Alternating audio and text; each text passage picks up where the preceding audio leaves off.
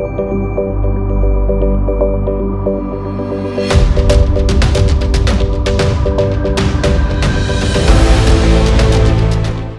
The angle में आप सभी का स्वागत है। इस वक्त की बड़ी खबरें लेकर मैं हूं आपके साथ नीतू शर्मा। नजर डालेंगे इस वक्त की हेडलाइंस पर। पीएम नरेंद्र मोदी ने बिहार के दरभंगा में चुनावी सभा को किया संबोधित। विपक्ष को बताया महामिलावटी, आतंकवाद को लेकर भी साधा जमकर निशाना। जम्मू कश्मीर के अनंतनाग में सुरक्षा बलों और आतंकियों में मुठभेड़, हिजबुल के 2 आतंकी ढेर, भारी मात्रा में हथियार बरामद। दिल्ली के इंदिरा गांधी अंतर्राष्ट्रीय हवाई अड्डे पर टला बड़ा हादसा, बोइंग 777 की मरम्मत के दौरान लगी आग, कोई जनहानि नहीं। और राजस्थान में आरएएस प्री 2018 परीक्षा को लेकर अभ्यर्थियों पर लटकी तलवार, विशेषज्ञ कमेटी की भूमिका पर उठे सवाल। श्रीलंका में ईस्टर संडे पर हुए बम धमाकों की जांच में रोज नए बड़े खुलासे हो रहे हैं। मीडिया रिपोर्ट के मुताबिक हमलावरों में देश के करोड़पति मसाला व्यापारी मोहम्मद यूसुफ इब्राहिम के 2 बेटे भी शामिल थे। बता दें, अब तक मृतकों की संख्या 359 हो गई है और सैकड़ों लोग घायल हैं। इस करोड़पति व्यापारी के दोनों बेटे इल्हाम इब्राहिम और इंसाफ ने कोलंबो में शांग्री-ला और सिनामॉन ग्रैंड होटल में नाश्ते के लिए कतार में लगे मेहमानों के सामने खुद को उड़ा लिया था। रिपोर्ट के अनुसार ये लोग खुद का पारिवारिक सेल चलाते थे और इनकी उम्र 25 से 30 साल के बीच में थी। इसके साथ ही ये दोनों इस्लामिल संगठन नेशनल तौहीद जमात के सदस्य थे। पुलिस का कहना है कि जब पुलिस ने उनके घर छापा मारा तो इल्हाम इब्राहिम की पत्नी फातिमा वहां मौजूद थी, लेकिन पुलिस की जानकारी मिलने के बाद उसने खुद को उड़ा लिया। इससे उसके 2 बच्चे भी मारे गए। जांच अधिकारी ने बताया कि यह एक अकेले परिवार द्वारा चलाया जा रहा आतंकी सेल था। प्रधानमंत्री नरेंद्र मोदी ने बिहार के दरभंगा में चुनावी सभा को संबोधित किया और इस दौरान उन्होंने विपक्षी दलों पर जमकर निशाना साधा। पीएम बोले कि 3 चरण के मतदान के बाद जो महामिलावटी गला फाड़कर एयर स्ट्राइक के सबूत मांग रहे थे वो अचानक गायब हो गए हैं। जो पाकिस्तान का पक्ष ले रहे थे वो अब मोदी और ईवीएम को गाली देने लगे हैं। ये लोग जनता की नब्ज नहीं समझ पाए, इसलिए जनता ने 3 चरण में इन्हें ठीक से समझा दिया है। उन्होंने कहा कि महामिलावट करने वालों, आपके लिए आतंकवाद मुद्दा नहीं होगा, लेकिन नए भारत में ये बहुत बड़ा मुद्दा है। ये नया हिंदुस्तान है, ये आतंक के अड्डों में घुसकर मारेगा। जिस आतंकवाद ने श्रीलंका में 350 से ज्यादा मासूमों की जान ले ली, क्या यह मुद्दा नहीं है? हमारे पड़ोस में आतंकी फैक्ट्री चल रही है और महामिलावटी कहते हैं कि आतंकवाद मुद्दा ही नहीं है। पीएम ने आगामी चुनाव में पार्टी की पूर्ण बहुमत से जीत का दावा भी किया।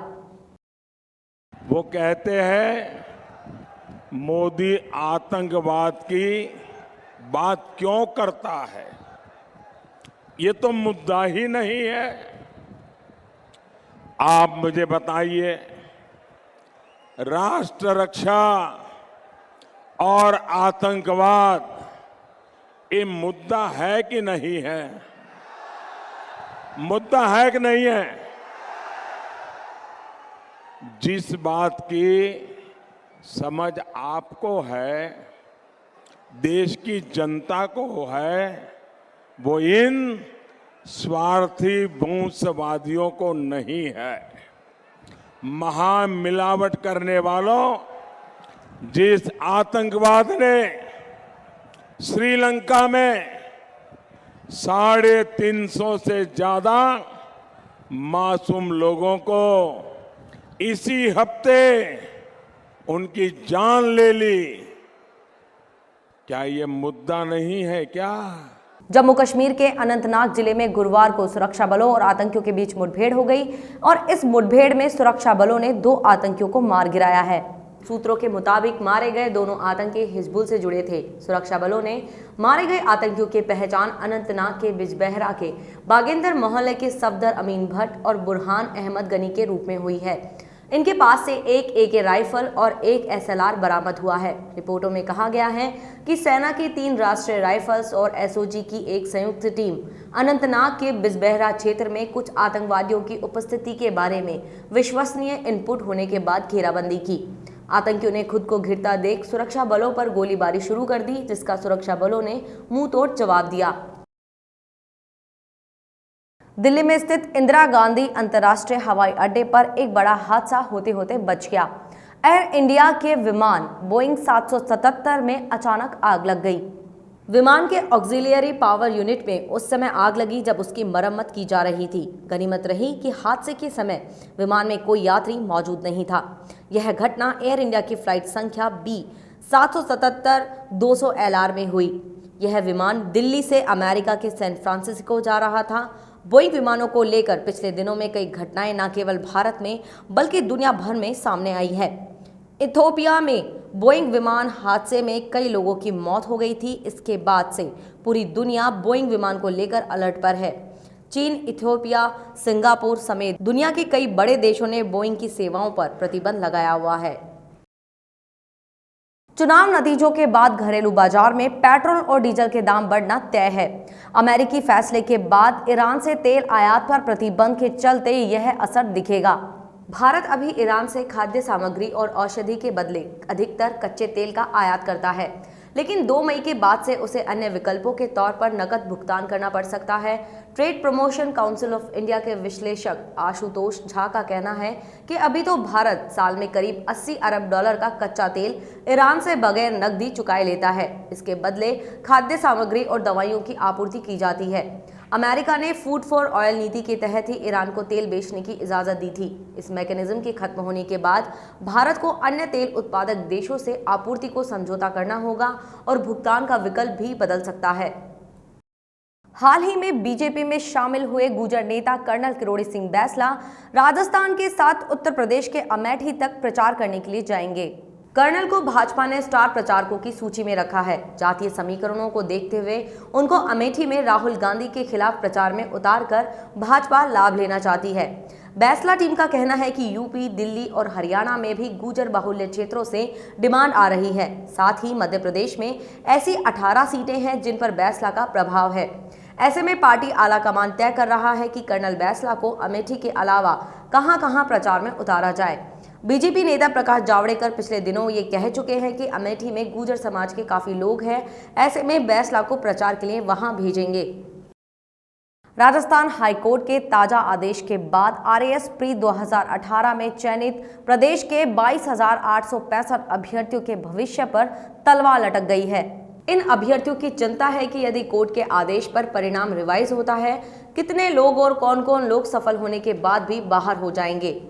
जबकि इन 22,865 में से 15,615 अभ्यर्थी ऐसे हैं जो मुख्य परीक्षा की तैयारी करीब 6 महीने से कर रहे हैं और 7,250 अभ्यर्थी पिछले करीब 4 महीने से मुख्य परीक्षा की तैयारी में जी जान से जुटे हैं। अभ्यर्थियों ने कोर्ट के आदेश के बाद आयोग के विशेषज्ञ कमेटी पर भी सवाल खड़े करना शुरू कर दिया है।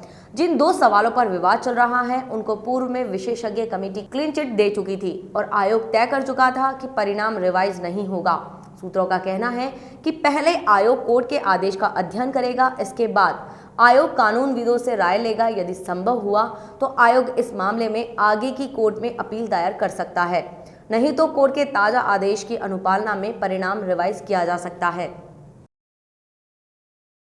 राजस्थान यूनिवर्सिटी मई के पहले हफ्ते में बीकॉम तृतीय वर्ष का रिजल्ट जारी करेगा। यूनिवर्सिटी स्नातक फाइनल के रिजल्ट पहले जारी होंगे ताकि छात्र समय पर एडमिशन ले सके। इसके लिए पीजी स्कूल ऑफ कॉमर्स में परीक्षा जांच का काम चल रहा है। यूनिवर्सिटी का कहना है कि बीकॉम तृतीय वर्ष की कॉपियां लगभग चेक हो चुकी हैं। साइंस की कॉपियां 15 मई तक पूरी जांच ली जाएंगी। फिलहाल यहां करीब 150 शिक्षक फाइनल की कॉपियां जांचने में लगे हैं। वहीं प्रथम व द्वितीय वर्ष की कॉपियां शिक्षकों के घर जांच के लिए भेजी जा रही हैं। यूनिवर्सिटी परीक्षाओं में नकल में पकड़े जाने वाले छात्रों की कॉपियों के मूल्यांकन में परीक्षक को 200 रुपये मिलेंगे। पहले यूनिवर्सिटी परीक्षक को 100 रुपये देती थी। इस बार परीक्षा प्लानिंग एवं मॉनिटरिंग समिति की बैठक में इस पर निर्णय लिया गया है। यूनिवर्सिटी ने आदेश जारी कर दिए। जयपुर के जेके लोन अस्पताल में विभिन्न जांचों के लिए बच्चों को एसएमएस अस्पताल नहीं जाना पड़ेगा। ब्रेन और नर्व की जांच जेके लोन अस्पताल में ही हो सकेगी। इसके लिए वित्तीय स्वीकृति हो चुकी है और अगले 1-2 दिन में इनका सेटअप लगाने का काम शुरू होगा, यानी कि अगले 1 सप्ताह से ये महत्वपूर्ण जांच अस्पताल में हो सकेगी। इसके अलावा अस्पताल में ईईजी और ईसीजी जैसी जांच भी 3rd फ्लोर पर नहीं होकर ग्राउंड फ्लोर पर भी हो सकेगी। जेके लोन अस्पताल में रोजाना बेरा और एनसीवी के काफी मरीज आते हैं। रोजाना 20 से 25 मरीज इन बीमारियों के आते हैं और उन्हें एसएमएस जाना पड़ता है। एसएमएस में वहां के मरीजों की लंबी कतार होती है।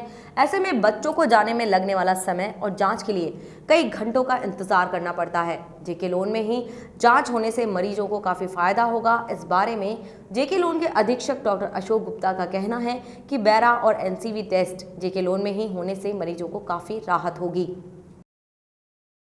केंद्र ने राज्यों में किसानों से समर्थन मूल्य पर हो रही गेहूं की खरीद के मापदंडों में छूट प्रदान की है।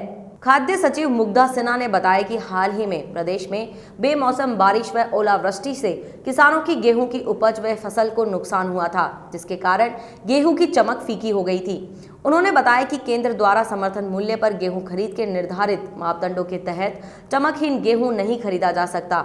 किसानों की समस्या को देखते हुए फसल पर गुणात्मक एवं मात्रात्मक क्षति से केंद्र को अवगत कराया गया था और उसमें निर्धारित गुणवत्ता मापदंड में गेहूं की चमक को हटाने या अधिकतम रियायत प्रदान करने की अनुमति देने का आग्रह किया गया था। हनुमानगढ़, श्रीगंगानगर, कोटा, बारा एवं बूंदी जिलों में गेहूं की फसल प्रभावित हुई थी। इस बार अक्षय तृतीया 7 मई को रोहिणी नक्षत्र और वृष के चंद्रमा में मनाई जाएगी। तृतीया तिथि इस बार पूरे दिन रहेगी। हिंदू पंचांग गणना के अनुसार 16 साल बाद अक्षय तृतीया पर 4 बड़े ग्रहों का शुभ संयोग बन रहा है। ज्योतिषियों के मुताबिक ऐसा योग बेहद दुर्लभ होता है। इससे पहले यह संयोग वर्ष 2003 में बना था। पंचांग के मुताबिक इस वर्ष अक्षय तृतीया पर 4 बड़े ग्रह सूर्य, शुक्र, चंद्र और राहु अपने से उच्च राशि में होंगे। इसे बेहद शुभ माना गया है। इसके साथ ही कई अन्य शुभ संयोग भी आखातीज के दिन बन रहे हैं। इस बार रवि योग और राज योग भी रहेगा। इस दिन स्नान, दान, जप, हवन करने पर इनका फल अक्षय रूप में प्राप्त होता है। अपने पूर्वजों की याद में ठंडे पानी की मशीन लगवाने का बड़ा महत्व है। सब कुछ सही रहा तो अगले साल होने वाले आईपीएल मैचों की मेजबानी जोधपुर के बरकतुल्ला खान स्टेडियम को भी मिलेगी। आरसीए के संयुक्त सचिव महेंद्र नाहर के अनुसार बीसीसीआई व आरसीए की टीम 28 अप्रैल को बरकतुल्ला खान स्टेडियम का दौरा करेगी और वहां आईपीएल की संभावनाओं की समीक्षा करेगी। इस मौके पर राजस्थान रॉयल्स मैनेजमेंट और आईएमजी के प्रतिनिधि भी मौजूद रहेंगे। उल्लेखनीय है कि प्रदेश के मुख्यमंत्री अशोक गहलोत 25 मार्च को राजस्थान रॉयल्स और किंग्स 11 पंजाब मुकाबले के दौरान एसएमएस स्टेडियम में उपस्थित थे। उन्होंने बीसीसीआई पदाधिकारियों, राजस्थान रॉयल्स मैनेजमेंट व आरसीए पदाधिकारियों से मुलाकात कर जोधपुर में आईपीएल मैचों की संभावना पर चर्चा की थी। उल्लेखनीय है कि 40,000 दर्शक क्षमता वाला बरकतुल्ला खान स्टेडियम 2 अंतर्राष्ट्रीय वनडे मैचों की मेजबानी कर चुका है। खबरों का सिलसिला यूं ही जारी रहेगा। देखते रहिए द एंगल। नमस्कार।